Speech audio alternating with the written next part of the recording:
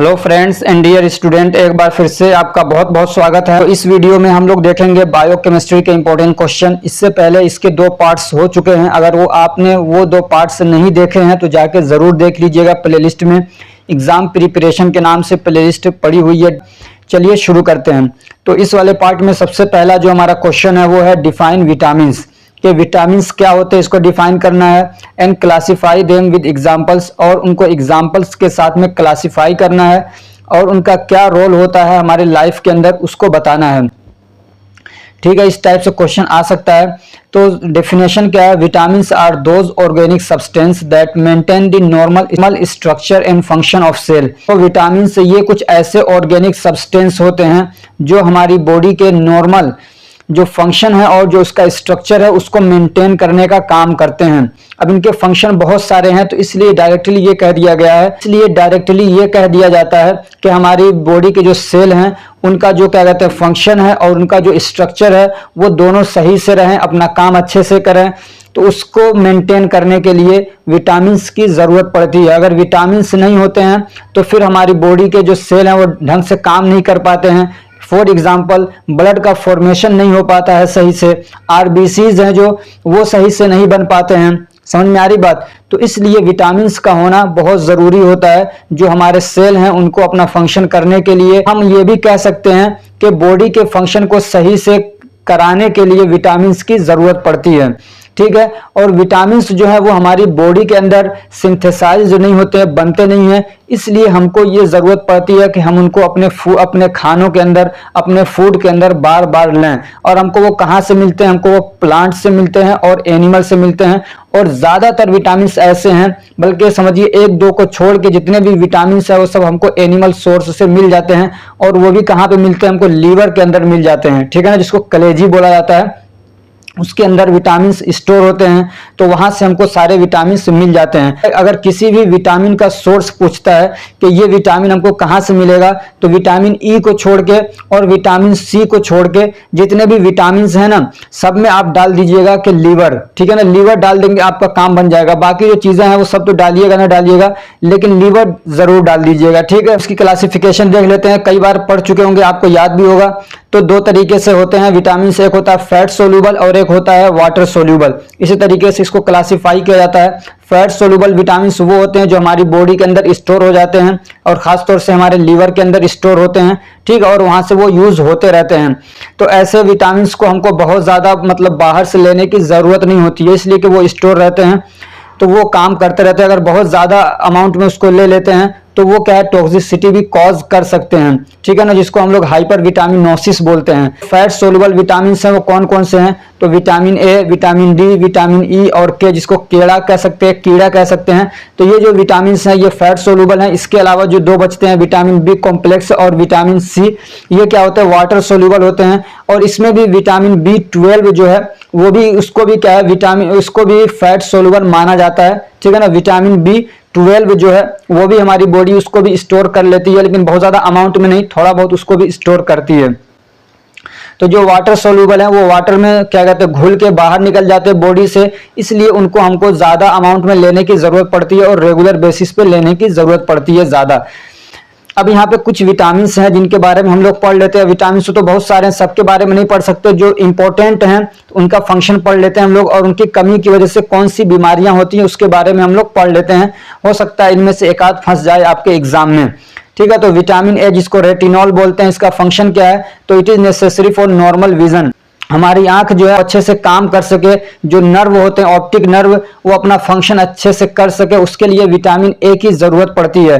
ठीक है, ऐसे it is important for body growth, body के ग्रोथ के लिए भी विटामिन ए की जरूरत पड़ती है। It helps in growth of bones and neurological system, ये हमारे बोन्स के लिए और जो हमारा नर्वस सिस्टम है, जो न्यूरोलॉजिकल सिस्टम है, उसके ग्रोथ और डेवलपमेंट के लिए इसकी जरूरत पड़ती है। ऐसे क्या है, it keeps the skin, kidneys and other organ perfect, और जो हमारी स्किन है, जो किडनी है और बहुत सारे ऑर्गन को क्या है सही से परफेक्ट रखने में ये हेल्प करता है विटामिन ए, और इसके डेफिशिएंसी की वजह से कौन सी बीमारियां होती हैं? नाइट ब्लाइंडनेस हो जाएगा, रतौंधी हो जाएगी, रात में दिखेगा नहीं। ऐसे क्या जेरोप्थेल्मिया हो सकता है, यानी आंखें जो अंदर से सूख जाती हैं, उसका जो पानी है वो सूख जाता है। ऐसे क्या केराटोमलेशिया हो सकता है, यानी जो कॉर्निया होता है उसमें अल्सरेशन हो सकता है, और ड्राइनेस ऑफ स्किन। तो ये कुछ कॉमन बीमारियां हैं जो विटामिन ए की कमी की वजह से होती है। डेली रिक्वायरमेंट कितना है? तो 600 माइक्रोग्राम डेली इसकी रिक्वायरमेंट है। कहाँ से मिलते हैं हमको ये? तो ग्रीन वेजिटेबल से मिल जाते हैं, फ्रूट से मिल जाते हैं, सीरियल से मिल जाते हैं। सीरियल मतलब जो अनाज है वहां से मिल जाता है। लीवर हो गया, मिल्क हो गया, बटर हो गया, एग योल्क हो गया, ठीक है ना। ये जो लीवर है, समझिए, ये याद रखिएगा, लीवर हो गया और एग योल्क हो गया, ये हर एक में डाल दीजिएगा, विटामिन ई को छोड़ के, विटामिन सी को छोड़ के, ठीक है। उसके बाद है विटामिन डी कैल्सीफेरॉल। तो इसका फंक्शन क्या है? तो ये विटामिन डी से आपको याद होगा ये हड्डियों के लिए बहुत जरूरी होता है, ठीक है ना। तो it increase the absorption of calcium and phosphorus from intestine. तो ये कैल्शियम के और क्या कहते हैं, फॉस्फोरस के एब्जॉर्प्शन के लिए जरूरी होता है, ठीक है ना। यानी हम लोग खाते हैं तो हमारे इंटेस्टाइन से इनको एब्जॉर्ब करने के लिए इसकी जरूरत पड़ती है। It promotes the normal growth and development of bone, ठीक है। बोन के डेवलपमेंट के लिए, ग्रोथ के लिए इसकी जरूरत पड़ती है। ये हड्डियों को मजबूत रखते हैं और क्या कहते हैं, बॉडी के नॉर्मल ग्रोथ में इनकी जरूरत पड़ती है। अगर ये नहीं होंगे तो हड्डियां बढ़ेंगी नहीं, ग्रोथ उनका नहीं होगा तो आदमी की हाइट भी नहीं बढ़ेगी, ठीक है। इनकी डिफिशियंसी की वजह से आपको बहुत बचपन से पढ़ते आ रहे, रिकेट्स हो जाता है, ऑस्टियोमलेशिया हो जाता है। ये बड़ों में होता है, ये बच्चों में होता है। डेली रिक्वायरमेंट कितना है? तो 100 यूनिट पर डे होना चाहिए, यानी तकरीबन 2.5 माइक्रोग्राम पर डे होना चाहिए। और जो लैक्टेटिंग मदर है उनके लिए 400 यूनिट पर डे होना चाहिए डेली रिक्वायरमेंट। अब ये जो है ना, ये याद तो हो नहीं पाएगी, एक दिन में 2 दिन में आप याद नहीं कर पाएंगे, इसलिए इसमें टाइम ना दीजिए। अगर एक आध नंबर का क्वेश्चन आएगा तो छोड़ दीजिएगा, ठीक है। इसका सोर्स क्या है? तो इसका फंक्शन जो है ना विटामिन के, उसको याद कर लीजिए, और उनकी कमी की वजह से कौन सी बीमारी होती है, 2 चीजें याद कर लीजिए। और जो सोर्स में ना, सब में वो डाल दीजिएगा। एक तो वेजिटेबल डाल दीजिएगा, फ्रूट्स डाल दीजिएगा, ठीक है, फिश क्या फ्रूट डाल दीजिएगा, और क्या कहते हैं लीवर डाल दीजिएगा, एग योल्क डाल दीजिएगा, सब में ये डाल दीजिएगा। आप इतना याद कर लीजिए। विटामिन के कहाँ से मिल? अब विटामिन के का फंक्शन क्या है? It increase the activity of blood clotting factor. ये आपको पहले से याद होगा कि ब्लड क्लोटिंग के लिए इसकी जरूरत पड़ती है। It helps the liver to manufacture the enzyme that catalyse the formation of prothrombin. और क्या ये हमारे लीवर को हेल्प करता है एक एंजाइम को बनाने में, जो कि क्या है, प्रोथ्रोम्बिन के फॉर्मेशन में काम करता है, ठीक। इसकी कमी की वजह से क्या होगा? तो ब्लड क्लोटिंग में डिले हो जाएगा। Improper functioning of liver, liver सही से अपना फंक्शन नहीं कर पाता है अगर विटामिन के की कमी होती है, ठीक। में क्या आ जाएगा? वेजिटेबल्स आ जाएंगे जो मतलब हरे पत्ते वाले होते हैं, जैसे कि स्पिनच हो गया, कैबेज हो गया, ऐसे क्या सोयाबीन हो गया, और व्हीट जम्स हो गए, ठीक। उसके बाद आता है विटामिन B12 है, तो बहुत सारे मैं सबको छोड़ रहा हूं, बस मेन जो उसको ले रहा हूं। तो इसका फंक्शन क्या है? It is required for formation of genetic material. Genetic material के फॉर्मेशन में ये काम आता है। ऐसे ही क्या है? For formation and maturation of RBCs, RBCs के फॉर्मेशन में, और वो अच्छे से बने, एकदम मैच्योर हो, अच्छे से बने, तो उसके बनाने में इनकी जरूरत पड़ती है। और अगर इनकी कमी होती है तो फिर जो आरबीसीज होते हैं वो मैच्योर नहीं होते, एबनॉर्मल साइज के बनते हैं, लार्ज साइज के बन जाते हैं, वो काम नहीं कर पाते अपना। It is needed for maintenance of nervous system, और नर्वस सिस्टम को मेंटेन करने के लिए भी क्या है, हमको जरूरत पड़ती है विटामिन B12 की, जिसको कोबालामिन बोलते हैं। और एक चीज और बता दूं, जो इंजेक्शन आपने कई बार सुना होगा, ताकत का इंजेक्शन लगता है, ठीक है ना, 50 रुपए का, 100 रुपए का, खूब चलता है मेडिकल स्टोर पे और हॉस्पिटल्स के अंदर भी। तो उसमें क्या देते हैं? विटामिन ही तो लगाते हैं। विटामिन B12 होता है, ठीक है ना, साइनोकोबालामिन होता है, मिथाइल कोबालामिन आता है, ऐसे क्या कहते हैं, फोलिक एसिड होता है, तो वो भी क्या विटामिन B9 है। तो ये विटामिन वगैरह लगाए जाते हैं। किसी में आयरन वगैरह भी डाल दिया जाता है। डेफिशिएंसी की वजह से कौन सी बीमारियां होती हैं? तो न्यूरोलॉजिकल डिसऑर्डर हो जाएगा, इनफर्टिलिटी हो सकती है, डीमाइलिनेशन हो जाता है। डीमाइलिनेशन मतलब नर्व, जो हमारा नर्वस सिस्टम होता है, जो नर्व्स होते हैं उसको कवर करने के लिए एक होता है वहां पे माइलिन शीथ, तो जब इसकी कमी होती है तो वो डिग्रेड हो जाता है, ठीक है।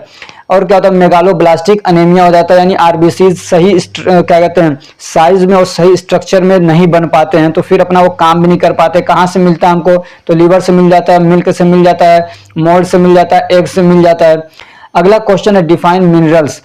मिनरल्स क्या होते हैं उसको डिफाइन करना है। Give the function and deficiency disease of following को मैंने यहाँ पे मेंशन नहीं किया, उसको आंसर में मैंने मेंशन कर दिया। जो इंपॉर्टेंट मिनरल्स हैं उनके फंक्शन के बारे में, उनकी कमी की वजह से कौन सी बीमारियां होती हैं वो आगे अभी आप पढ़ने वाले हैं। तो मिनरल्स क्या होते हैं? Minerals are the elements which are necessary for different types of physiological function and many biochemical process. तो मिनरल्स क्या होते हैं? तो मिनरल्स एलिमेंट्स होते हैं। एलिमेंट्स जैसे कि sodium, potassium, chloride, calcium, magnesium, phosphorus, तो ये सब क्या है? ये सब होते हैं मिनरल्स।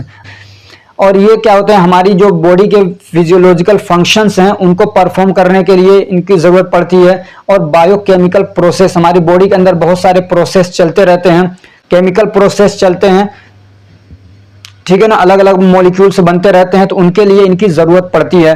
अब ये दो टाइप के होते हैं, एक होता है मैक्रो और एक होता है माइक्रो। याद रखिएगा, एक होता है मैक्रो, दूसरा होता है माइक्रो, या एक को बोलते हैं एसेंशियल या मेजर। ये तीन नाम याद रखिएगा, मैक्रो, एसेंशियल या मेजर मिनरल्स। पूछता है इसकी डेफिनेशन।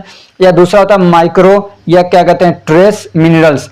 तो अब इनकी डेफिनेशन क्या है? The minerals are required more than 100 mg per day as a daily requirement are called macro minerals. वो मिनरल्स जिनकी जरूरत हमको रोजाना कम से कम 100 mg की जरूरत पड़ती है, डेली रिक्वायरमेंट है उनकी, यानी हमको डेली अपनी डाइट में कम से कम 100 mg होने चाहिए। वो ऐसे मिनरल्स को हम लोग बोलते हैं मैक्रो या एसेंशियल या मेजर। उनके एग्जांपल्स क्या हैं? जैसे कि sodium, potassium, calcium, chloride, magnesium और फास्फोरस। और दूसरे होते हैं माइक्रो, जिनको मतलब 100 mg से कम लेने की जरूरत होती है पर डे, ठीक है। तो उनको हम लोग बोलते हैं यहाँ पे ये मैक्रो हो गया, ये गलत हो गया, इसको माइक्रो कर लीजिएगा, ठीक है ना। क्या है? माइक्रो। एग्जाम्पल जैसे कि iodine, fluorine, copper, cobalt, magnesium, iron, zinc, selenium, sulphate, arsenic और वेनेडियम। अब इसमें से कुछ इंपॉर्टेंस के बारे में हम लोग पढ़ लेते हैं। इनके क्या कहते हैं, उनका फिजियोलॉजिकल फंक्शन क्या है, कि उनका फिजियोलॉजिकल फंक्शन के बारे में पढ़ लेते हैं, और फिर उनकी कमी की वजह से कौन सी बीमारियां होती है उसके बारे में हम लोग पढ़ लेते हैं। तो सबसे पहला क्या है? कैल्शियम है।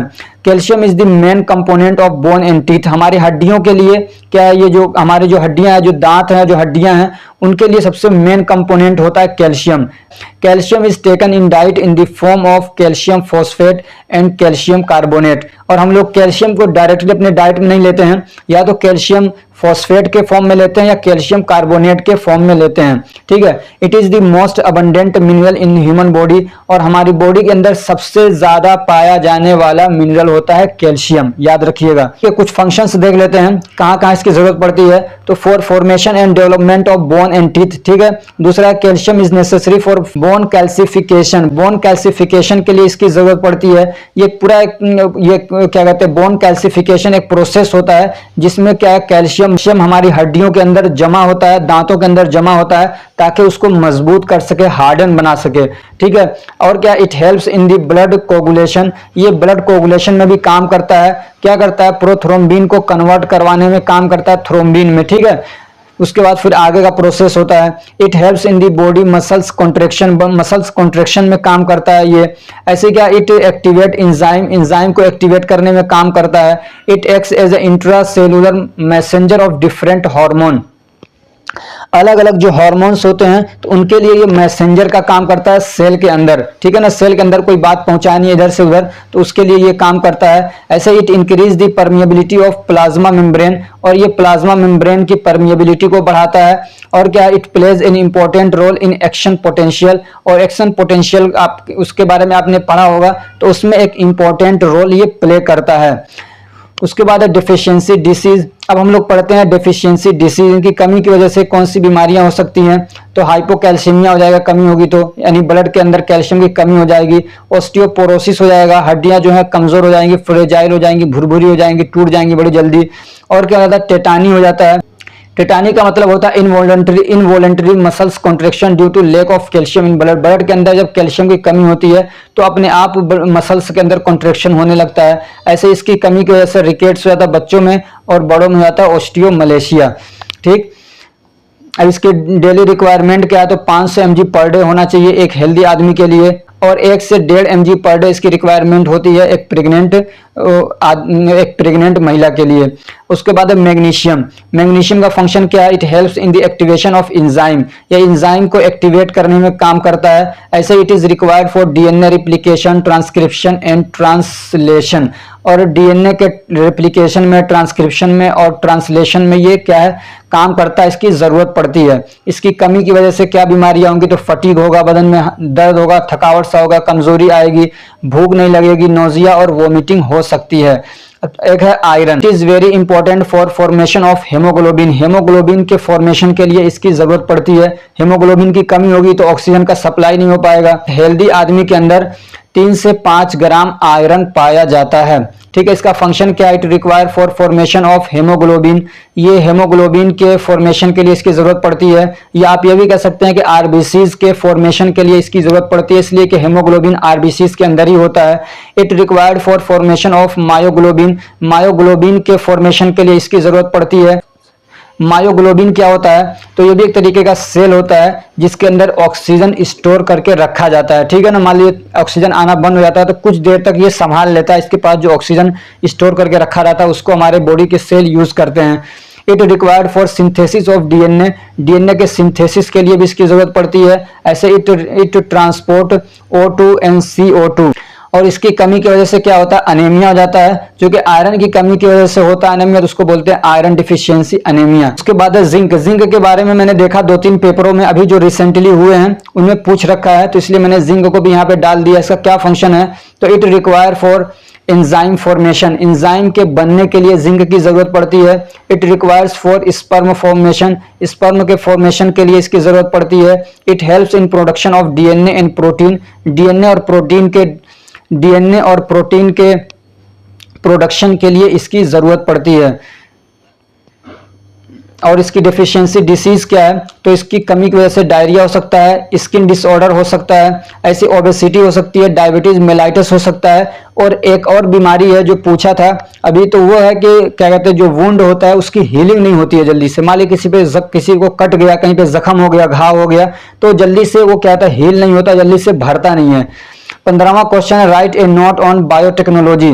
बायोटेक्नोलॉजी क्या होता है? इसके ऊपर एक नोट लिखना है। तो बायोटेक्नोलॉजी ये साइंस की एक ऐसी ब्रांच होती है जिसमें हम लोग बायोलॉजी को, टेक्नोलॉजी को यूज करते हुए कोई नया प्रोडक्ट बनाते हैं, जिससे मतलब जो कि दवा के लिए यूज हो, या क्या कहते हैं एनवायरनमेंट को अच्छा करने के लिए यूज होता है, या और दूसरे पर्पस के लिए हम लोग बनाते हैं। तो जहां पे भी लिविंग चीज को यूज किया जा रहा हो उसमें प्लांट भी आ जाते हैं और बैक्टीरिया वगैरह भी आ जाते हैं, हमारी बॉडी के सेल भी आ जाते हैं, तो उनको लिया और टेक्नोलॉजी का यूज करके एक नया प्रोडक्ट बनाया। तो इस प्रोडक्ट को बनाने के लिए जो टेक्निक यूज हुई है उसी टेक्निक को हम लोग बोलते हैं बायोटेक्नोलॉजी। ठीक है, अब बायोटेक्नोलॉजी को हम लोग बायोटेक भी बोलते हैं। ठीक, अब ये जो बायोटेक्नोलॉजी है इसके बहुत सारे फील्ड हैं अलग अलग, तो इसके क्या कहते हैं बहुत सारे सब फील्ड हैं। तो जो मेन सब फील्ड हैं वो ये हैं, यानी उसके अंडर में कई सारे अलग अलग ब्रांच हैं। तो उनमें से एक इसका ब्रांच होता है मेडिकल बायोटेक्नोलॉजी, यानी जिसको रेड बायोटेक्नोलॉजी बोलते हैं। एक होता है एग्रीकल्चर जिसको ग्रीन बायोटेक्नोलॉजी बोलते हैं। एक होता है इंडस्ट्रियल जिसको व्हाइट बायोटेक्नोलॉजी बोलते हैं। एक होता है मरीन जिसको ब्लू बायोटेक्नोलॉजी बोलते हैं।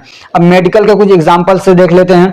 तो medical biotechnology it is use for medicinal purpose. For example gene therapy is used to treat genetic or acquired disease like cancer. This therapy utilizes normal genes for replacing the defective gene. तो medical biotechnology में क्या होता है? तो उसका एक example है gene therapy, यानी जैसे कि मान लीजिए कैंसर होता है, उसमें तो जीन में डिफेक्ट आ जाता है, जीन खराब हो जाते हैं, तो उसकी वजह से कैंसर हो जाता है। अब ये जेनेटिक प्रॉब्लम भी हो सकता है और एक्वायर्ड डिसीज भी हो सकता है, तो उसके लिए हम लोग जीन थेरेपी यूज करते हैं। और उसमें क्या करते हैं, जो मतलब नया जीन उसके अंदर ऐड कर देते हैं, रिप्लेस कर देते हैं, और जो डिफेक्टिव जीन है उसको निकाल दिया जाता है। तो ये कैसे मुमकिन हुआ? बायोटेक्नोलॉजी की वजह से हुआ। तो इसको हम लोग बोलते हैं मेडिकल बायोटेक्नोलॉजी। ऐसे एग्रीकल्चर के फील्ड में भी बायोटेक्नोलॉजी आता है। This is related to agriculture product. तो जो एग्रीकल्चर बायोटेक्नोलॉजी है वो एग्रीकल्चर प्रोडक्ट से रिलेटेड है। For example, one or two genes are combined together and developed a new variety of crop for increasing the yield. क्या कहते हैं, जो फसल है उस फसल को बढ़ाने के लिए या एक नया कोई प्रोडक्ट बनाने के लिए, कि जैसे दो अलग अलग फसल हैं उनका जो जीन है उसको मिला के एक नया प्रोडक्ट बना दिया जाता है, तो उससे फसल की पैदावार बढ़ जाती है। या ऐसा भी हो सकता है कि जैसे कि मान लीजिए कोई प्लांट है जिसके ऊपर वायरस अटैक कर दे रहा है, बैक्टीरिया अटैक कर दे रहा है, उसको कमजोर कर दे रहा है, उसको बढ़ने नहीं दे रहे हैं, तो उसकी वजह एक ये भी होती है कि उसके जीन क्या थोड़ा कमजोर हैं, तो उसके अंदर दूसरे जीन को डाल के एक नया प्रोडक्ट बना दिया जाता है, तो उस पे बैक्टीरिया और वायरस वगैरह अटैक नहीं कर पाते हैं। तो अलग अलग तरीके से बायोटेक्नोलॉजी को एग्रीकल्चर में भी यूज किया जाता है। ऐसे इंडस्ट्रियल पर्पस के लिए भी यूज किया जाता है। तो मान लीजिए कोई माइक्रो ऑर्गेनिज्म है, तो उसके अंदर कोई जीन को तब्दील करके, उसके अंदर से किसी जीन को निकाल के रिप्लेस करके और उसके अंदर कोई दूसरा जीन डाल दिया जाता है और एक नया ऑर्गेनिज्म बना लिया जाता है, और उसके जरिए से फिर क्या कोई यूजफुल केमिकल बनाया जाता है। तो ये एक एग्जांपल इंडस्ट्रियल बायोटेक्नोलॉजी का। Marine biotechnology, this field involve in the marine resources to develop a novel pharmaceutical drugs, chemical product, enzyme और अदर इंडस्ट्रियल प्रोडक्ट। तो जो मरीन बायोटेक्नोलॉजी है, तो ये जो फील्ड है ये मरीन से प्राप्त होने वाले, हासिल होने वाले जो रिसोर्सेज हैं, जो चीजें, मरीन मतलब पानी, समंदर, ठीक है ना, तो वहां से जो रिसोर्सेज हमको मिलते हैं उस पे ये काम करता है। वहां से फिर क्या है, नए फार्मास्यूटिकल्स, नई दवाएं और नए केमिकल प्रोडक्ट वगैरह या एंजाइम वगैरह और दूसरे इंडस्ट्रियल प्रोडक्ट बनाते हैं। अगला क्वेश्चन है, answer any two of the following. जो नीचे तीन ऑप्शन दिए हुए हैं, इनमें से दो को किसी को आपको क्या करना, आंसर करना है। तो पहला क्या है, function of kidney and kidney function test. Kidney का क्या फंक्शन है और फिर किडनी को चेक करने के लिए कि वो सही से काम कर रही है कि नहीं कर रही है, उसके लिए कौन सा टेस्ट परफॉर्म होता है। अब मैं पहले बता दूं कि यहाँ पे हम लोग पूरा डिटेल से नहीं पढ़ेंगे, सिर्फ एक एक दो एग्जांपल्स लेंगे किडनी फंक्शन टेस्ट के लिए, और ऐसे ही लीवर फंक्शन टेस्ट के लिए भी। अगर आपको डिटेल पढ़ना है तो जाके इसका जो 13वां चैप्टर है उसको अच्छे से पढ़ लीजिएगा, 12वां और 13वां चैप्टर, वहां पे आपको सारी चीजें डिटेल से मिल जाएंगी। ठीक है, तो सबसे पहले हम लोग पढ़ेंगे फंक्शन ऑफ किडनी। तो regulation of blood volume, kidney का एक फंक्शन क्या है कि ब्लड के वॉल्यूम को रेगुलेट करती है। They regulate blood volume by conserving the water और by excreting water in urine. Blood के अंदर अगर वाटर की मात्रा कम होती है तो उसको कंजर्व करके रखता है, उसको कंजर्व करके रखते हैं हमारे किडनी, यानी उसको रोक के रखते हैं।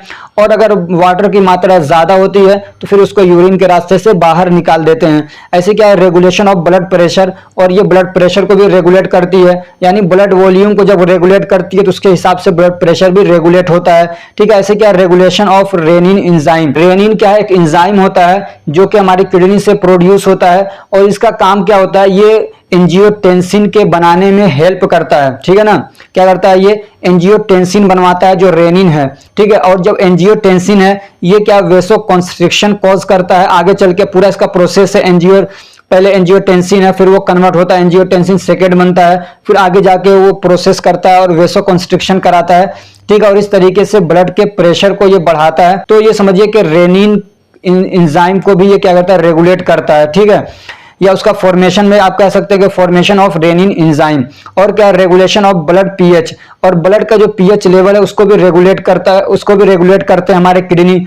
अब ये कैसे करते हैं, जो H+ आयंस होते हैं हमारे ब्लड के अंदर, उनको क्या करता है, ये बॉडी से बाहर निकालता है। और ये जो H+ आयन है ये एसिडिक नेचर के होते हैं। ठीक, तो अगर ये ज्यादा होते हैं तो उनको बाहर निकालता है, उनको अगर ये ज्यादा होते हैं तो किडनी उनको बाहर निकालती है, और अगर क्या कहते हैं कम होते हैं तो रोक के रखती है। ऐसे क्या कहते हैं, जो बाइकार्बोनेट है HCO3, ये क्या कहते हैं, बेसिक नेचर का होता है, इसको कंजर्व करके रखती है, रोक के रखती है। इस तरीके से जो ब्लड का पीएच लेवल है उसको रेगुलेट करने का भी क्या काम करते हैं हमारे किडनी। ऐसे क्या, regulation of blood ionic composition, ऐसे हमारे ब्लड के अंदर बहुत सारे आयंस होते हैं तो उनको भी रेगुलेट करने का काम कौन करता है, किडनी करते हैं हमारे। जैसे कि सोडियम आयन हो गया, पोटेशियम आयन हो गया, कैल्शियम आयन हो गया, क्लोरीन हो गया। ठीक है, तो इनको भी रेगुलेट करने का काम कौन करता है, हमारे किडनी करते हैं। ऐसे प्रोडक्शन ऑफ हार्मोन, जो हमारी किडनी है वो हार्मोन का भी प्रोडक्शन करती है।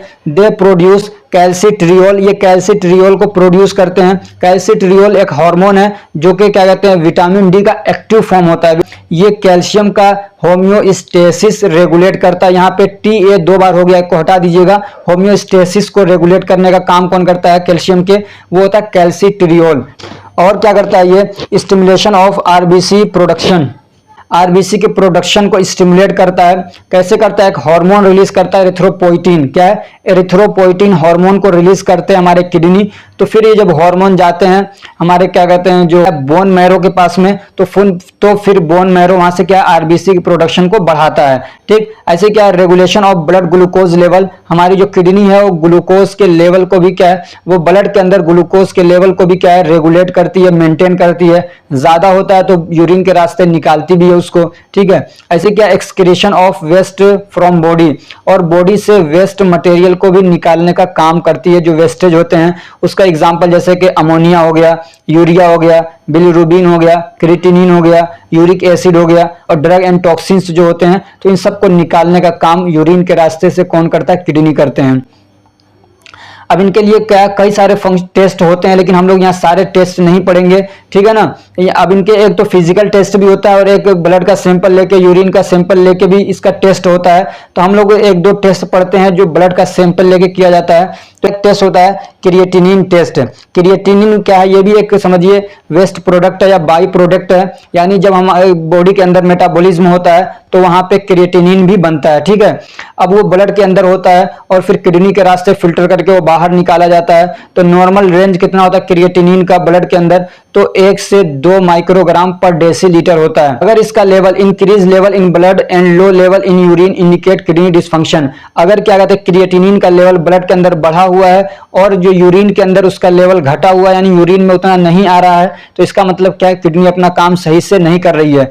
अब यूरिन के अंदर क्रिएटिनिन कितना होता है, ब्लड के अंदर तो इतना होता है नॉर्मली, यूरिन के अंदर कितना होता है, तो कोई एक एडल्ट आदमी है तो उसके अंदर कितना होगा 0.74 टू 1.35 mg पर डेसीलीटर होता है। ठीक है, और क्या कहते हैं अगर ये मर्दों के लिए मैन में, और अगर वोमेन है तो उसके अंदर कितना होता है 0.59 से 1.04 mg पर डेसीलीटर हो सकता है। ठीक है, ये नॉर्मल रेंज है।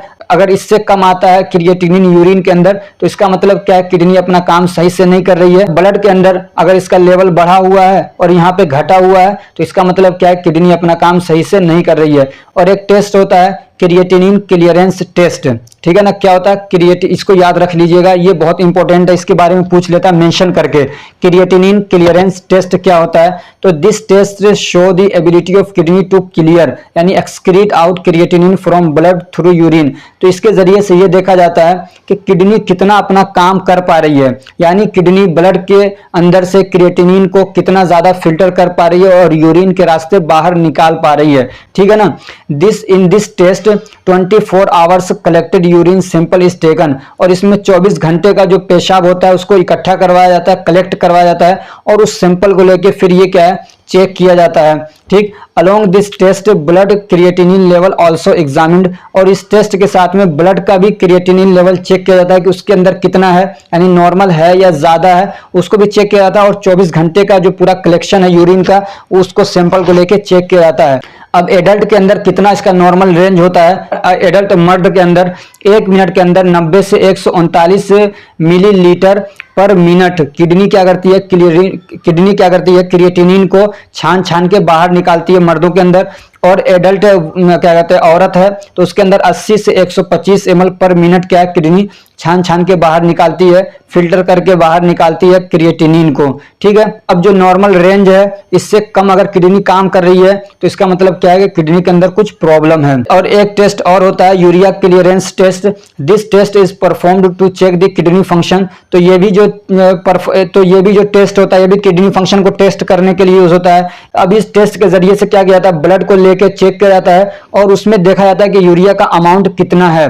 ठीक है ना, उसके अंदर देखा जाता है कि यूरिया का अमाउंट कितना है, साथ में यह भी देखा जाता है and along with the 2 urine samples are collected within gap of 1 hour to determine the amount of area filtered by the kidney into urine। और इसी के साथ में ये भी देखा जाता है कि 1-1 घंटे के बाद में 2 सैंपल लिया जाता है यूरिन का, और उसमें देखा जाता है कि किडनी कितना फिल्टर कर रही है यूरिया को। समझ में आ रही बात। एक तो ब्लड का सैंपल लिया और उसमें ये देखा जाता है कि यूरिया का अमाउंट कितना है, ठीक है। मान लीजिए अगर ब्लड के अंदर ही कम रहेगा तो किडनी भी क्या है, कम ही निकालेगी। लेकिन मान लीजिए ब्लड के अंदर क्या यूरिया क्या है, ज्यादा मात्रा में है और फिर किडनी क्या है, बाहर कम निकाल रही है, तो इसका मतलब क्या है, किडनी के अंदर प्रॉब्लम है। तो नॉर्मल रेंज क्या है, 24 घंटे के अंदर किडनी कितना यूरिया मतलब फिल्टर करके बाहर निकालती है, तो 12 से 20 ग्राम निकालती है, ठीक है ना। 24 घंटे के अंदर कितना, 12 से 20 ग्राम डेली बेसिस पे हमारी जो किडनी है वो यूरिया को बाहर निकालती है फिल्टर करके हमारे ब्लड से। और ये जो नॉर्मल लेवल है अगर इसमें कमी आती है, इसका मतलब क्या है, किडनी अपना काम सही से नहीं कर पा रही है। अब हम लोग पढ़ेंगे फंक्शन ऑफ लीवर के, लीवर के क्या फंक्शन है। तो ये क्या करता है, मेटाबॉलिज्म ऑफ कार्बोहाइड्रेट, कई बार इसको आप पढ़ चुके हैं। तो लीवर का काम है क्या होता है, कार्बोहाइड्रेट को मेटाबोलाइज करता है, ठीक है। ऐसे क्या कहते हैं, प्रोटीन के भी और लिपिड के भी मेटाबॉलिज्म में ये क्या क्या है, काम करता है। तो इनको आप अलग अलग बना दीजिएगा पॉइंट, ठीक है ना। एक तो मेटाबॉलिज्म ऑफ कार्बोहाइड्रेट, ठीक, दूसरे क्या है, ये प्रोटीन के मेटाबॉलिज्म में काम आता है, ऐसे लिपिड के मेटाबॉलिज्म में भी काम करता है, ठीक है। 3 पॉइंट बन जाएंगे यहाँ से। उसके बाद क्या है, डिटॉक्सिफिकेशन का काम करता है, यानी कोई भी टॉक्सिक सब्सटेंस आता है बॉडी के अंदर, जैसे कि अल्कोहल हो गया, ड्रग हो गए या स्टेरॉइड हार्मोन वगैरह हो गए, तो उनको रोकता है कि बॉडी के दूसरे जो टिश्यूज हैं उनको डैमेज करने से। सेल सारे टॉक्सिक को अपने, जो कहते हैं लीवर है वो सारे टॉक्सिक को अपने ऊपर ले लेता है, खुद उसके सेल डैमेज हो जाएं लेकिन दूसरों को नहीं होने देता है। सारी टॉक्सिसिटी जो है वो अपने अंदर एब्जॉर्ब कर लेता है, ठीक है। उसी को बोलते हैं डिटॉक्सिफिकेशन। ऐसे क्या स्टोरेज का काम करता है, ये ग्लाइकोजन को स्टोर करके रखता है, विटामिन को स्टोर करके रखता है, मिनरल्स को जैसे आयरन कॉपर हो गया इसको भी स्टोर करके रखता है, ठीक है। और क्या है, ये फेगोसाइटोसिस का भी काम करता है, यानी जैसे कि जो मैच्योर्ड आरबीसीज होते हैं यानी एजेड हो जाते हैं जो, तो उनको क्या करता है, अपने अंदर खींच लेता है। ऐसे क्या कहते हैं, डब्ल्यूबीसी है, जब वो एजेड हो जाते हैं, जब वो मैच्योर हो जाते हैं तो उनको भी क्या खींच लेता है और उसको बाहर निकालता है। फिर ऐसे क्या कहते हैं, बहुत सारे जो बैक्टीरिया वगैरह भी अगर आ जाते हैं लीवर के अंदर, तो जो हमारे लीवर के कुफर सेल होते हैं वो उनको खींच लेते हैं, समझ लीजिए उनको फेगोसाइटोसिस करते हैं, यानी अपने अंदर ले लेते हैं और फिर उनको डिस्ट्रॉय कर देते हैं। और क्या काम करता है, ये फॉर्मेशन ऑफ यूरिया, यूरिया का फॉर्मेशन भी करता है कौन, हमारा लीवर, ठीक है ना। जब मेटाबॉलिज्म होता है प्रोटीन का होता है तो वहां पे फिर क्या बनता है, अमोनिया बनता है। तो अमोनिया क्या होता है, बहुत ज्यादा टॉक्सिक होता है, तो उस अमोनिया को क्या है वो कन्वर्ट करता है किसके अंदर, यूरिया के अंदर, जो कि कम टॉक्सिक होता है। तो ये भी काम कौन करता है, यूरिया का फॉर्मेशन करवाता है अमोनिया से, कौन, लीवर। ऐसे ही formation of RBCs in foetal life, और जब बच्चा छोटा होता है, अभी माँ के पेट में होता है, तो उस वक्त में लीवर ही क्या है, आरबीसी को बनाता है, ठीक है ना। अभी उस वक्त बोन मैरो नहीं बनाता, बोन मैरो बना भी नहीं रहता है, तो लीवर पहले बन जाता है, तो वहां से क्या है, आरबीसीज का फॉर्मेशन होता है। ऐसे क्या, destruction of aged RBCs and formation of bile pigment, जो एजेड आरबीसीज होते हैं उनको क्या करता है, डिस्ट्रक्ट करता है और उससे फिर बाइल पिगमेंट बनाता है। ऐसे क्या, formation of plasma protein, plasma protein का फॉर्मेशन कराता है, जैसे कि एल्ब्यूमिन हो गया, ग्लोब्यूलिन हो गया, प्रोथ्रोम्बिन हो गया, फाइब्रिनोजेन हो गया, ठीक है। तो इनका फॉर्मेशन कहाँ पे होता है, तो वो भी लीवर के अंदर होता है। ऐसे फॉर्मेशन ऑफ हिपेरिन, हिपेरिन जो कि एंटीकोगुलेंट होता है, ब्लड के अंदर प्रेजेंट होता है, तो उसका फॉर्मेशन भी कहाँ होता है, कौन करता है, लीवर के अंदर होता है, ठीक। लीवर फंक्शन टेस्ट, अब लीवर फंक्शन टेस्ट में कई सारे होते हैं, हम लोग यहाँ पे 2-3 पढ़ेंगे सिर्फ, मैं थक भी चुका हूँ, काफी देर से पढ़ा रहा हूँ। एक क्या है, सीरम बिलिरुबिन, ठीक है ना, हमारे ब्लड के अंदर बिलिरुबिन होता है, तो उसको चेक किया जाता है कितनी मात्रा में ये है, क्योंकि ये बिलिरुबिन कौन बनाता है, लीवर बनाता है। तो अगर ये ज्यादा मात्रा में है तो इसका मतलब क्या है कि लीवर में लग रहा है कोई डैमेज है या कैंसर हो गया है, कुछ हो गया है, या कम मात्रा में है तब भी क्या है, इसका मतलब कि लीवर डैमेज है। तो इसका नॉर्मल रेंज कितना होता है, 0.3 to 1.3 mg पर डेसीलीटर होता है, ठीक है। दूसरा होता है सीरम प्रोटीन, यानी प्लाज्मा के अंदर प्रोटीन होते हैं, तो उनको भी कौन बनाता है, हमारा लीवर बनाता है, जैसे कि एल्ब्यूमिन हो गया, ग्लोब्यूलिन हो गया। तो ये क्या है, मेजर प्रोटीन, ये क्या है, मेजर प्रोटीन ऑफ प्लाज्मा, ये प्लाज्मा के अंदर सबसे ज्यादा पाए जाने वाले प्रोटीन होते हैं और लीवर से बनते हैं। तो अगर ये भी नॉर्मल लेवल, और अगर ये भी नॉर्मल रेंज से कम है या ज्यादा है, तो इसका मतलब क्या है कि लीवर के अंदर कुछ प्रॉब्लम है। एक टेस्ट और भी पढ़ लेते हैं, सीरम ग्लूटामिक एसिटिक ट्रांसअमाइनेज, SGOT या एस्पार्टेट ट्रांसअमाइनेज, ठीक है ना। तो ये एक ही एंजाइम का नाम है, ठीक है ना, SGOT या AST, ये एक एंजाइम है। ये कहाँ से बनता है, हमारे लीवर से बनता है और ये एनर्जी प्रोडक्शन में काम करता है। तो एंजाइम है, इसको भी क्या है, लीवर बनाता है। तो इसका जो नॉर्मल रेंज है अगर उससे वो कम ज्यादा होता है तो इसका मतलब क्या है कि लीवर के अंदर कुछ प्रॉब्लम है। अब एक टेस्ट अलग से पढ़ना था आपको, लिपिड प्रोफाइल टेस्ट, ठीक है ना, यानी हमारे क्या कहते हैं ब्लड के अंदर लिपिड की मात्रा कितनी है, या आप ये भी कह सकते हैं कि ट्राइग्लिसराइड और कोलेस्ट्रॉल का लेवल ब्लड के अंदर कितना है, उसके लिए जो टेस्ट होता है उसको हम लोग बोलते हैं लिपिड प्रोफाइल टेस्ट। तो नॉर्मल रेंज क्या है, तो टोटल कोलेस्ट्रॉल लेवल कितना होना चाहिए ब्लड के अंदर, तो 200 mg पर डेसीलीटर से कम होना चाहिए, ये नॉर्मल है। अगर उससे ज्यादा होता है तो क्या है, फिर वो खतरे की घंटी है। तो क्या कहते हैं लो डेंसिटी लाइपोप्रोटीन है, तो उसका क्या कहते हैं नॉर्मल रेंज कितना है, 100 mg पर डेसीलीटर से कम होना चाहिए। और जो क्या कहते हैं हाई डेंसिटी लिपोप्रोटीन और जो हाई डेंसिटी लाइपोप्रोटीन है तो वो क्या है, इक्वल और मोर देन 60, यानी 60 हो या उससे ज्यादा हो तो अच्छा होता है। और जो ट्राइग्लिसराइड है उसका नॉर्मल लेवल कितना होना चाहिए, तो 150 mg से कम है अगर, तो क्या है वो अच्छा माना जाता है। अगर उससे ज्यादा है तो फिर वो भी क्या है, खतरे की घंटी है। अब इसका सिग्निफिकेंस क्या है, तो अगर क्या कहते हैं LDL का लेवल बढ़ा हुआ है, ट्राइग्लिसराइड का लेवल बढ़ा हुआ है, तो इसका मतलब ये कि हार्ट डिसीज के जो रिस्क हैं वो बढ़ गए हैं, ठीक है ना। ये क्या करते हैं, ब्लॉकेज करवा सकते हैं जाके। अब एक क्वेश्चन है, define IUB and MB classification of enzyme. IUB का मतलब होता है इंटरनेशनल यूनियन ऑफ बायोकेमिस्ट्री और MB का मतलब होता है मोलिक्यूलर बायोलॉजी। तो इन्होंने क्या किया, 6 टाइप्स बनाए हैं एंजाइम के। एक है ऑक्सीडोडिडक्टेज, तो ये जो एंजाइम है ये क्या करता है, तो ये ऑक्सीडेशन और रिडक्शन करवाता है। इनके एग्जाम्पल के जैसे डिहाइड्रोजेनेज या ऑक्सीडेज। दूसरा होता है ट्रांसफरेज एंजाइम, तो इस कैटेगरी के अंदर वो एंजाइम आते हैं जो ट्रांसफर कराते हैं, यानी केमिकल ग्रुप को क्या करते हैं एक जगह से दूसरी जगह ट्रांसफर कराते हैं। जैसे कि अल्कोहल हो गया, कार्बोक्सिल ग्रुप हो गया, सल्फेट हो गया, फॉस्फेट हो गया, एल्डिहाइड हो गया, कीटोन हो गया, तो इसको ट्रांसफर कराने एक जगह से दूसरी जगह ट्रांसफर कराते हैं। इसका एग्जाम्पल जैसे कि ट्रांस अमाइनेज, काइनेज, ठीक है। ऐसे क्या हाइड्रोलाइसेज, क्या है hydrolases, this type of enzyme involve in the breaking of different bond. अलग अलग टाइप के जो बॉन्ड होते हैं उनको तोड़ने में काम करता है जो एंजाइम, उसको बोलते हैं हाइड्रोलाइसेज। तो उसका एग्जांपल जैसे कि पेप्टिडेज, ग्लाइकोसाइडेज, ठीक है। और एक होता है लाइएज। तो this type of enzyme involve addition और removal of the element of water. जो वाटर का एलिमेंट होता है उसको रिमूवल करने में या उसको कहीं लाके जोड़ने में काम करता है, या तो फिर क्या कहते हैं अमोनिया को एक जगह से दूसरी जगह ले जाने में काम करता है। जैसे कि decarboxylase remove the carbon dioxide from amino acid. Amino acid से कार्बन डाइऑक्साइड को रिमूव करने का काम कौन करता है, डीकार्बोक्सिलेज करता है, ठीक है। एंड डिहाइड्रेज रिमूव वाटर, और डिहाइड्रेज जो है वो क्या करता है वाटर को हटाता है, ठीक। 5वां है आइसोमरेज, तो ये क्या करते हैं आइसोमराइजेशन कराते हैं, ठीक है ना। तो आइसोमराइजेशन रिएक्शन क्या होता है कि कोई एक ही केमिकल फॉर्मूला होता है, उसी से एक दूसरा और केमिकल स्ट्रक्चर बना लिया जाता है। फॉर्मूला एक ही है लेकिन क्या कहते हैं उसी से स्ट्रक्चर एक दूसरा बना लिया जाता है, तो उसी को बोलते हैं आइसोमराइजेशन। तो उसमें ये काम करता है, ठीक है। और छठा है लाइगेज, तो this type of enzyme involve in binding और ज्वाइनिंग ऑफ 2 मॉलिक्यूल्स टुगेदर। और ये क्या करता है 2 मॉलिक्यूल्स को आपस में जोड़ने का काम करता है, जैसे कि सिंथेटेज हो गया, कार्बोक्सिलेज हो गया, तो ये लाइगेज एंजाइम होता है। तो ये 6 कैटेगरी है किसकी, एंजाइम की, IUB और MB के अकॉर्डिंग, ठीक है।